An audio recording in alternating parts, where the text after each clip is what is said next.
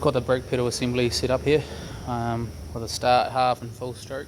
A little bit hard to tell with this housing, but when the pedal is at half stroke on my grid, we're at half stroke of the booster, and the bell crank is 90 degrees and perpendicular to the housing. So basically it starts on a natural arc, comes in at 90 degrees, finishes over centre, so it sort of has that gradual curve.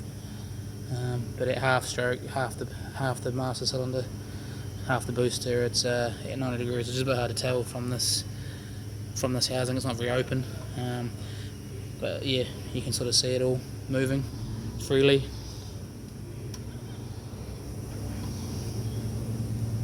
Hope this is enough information.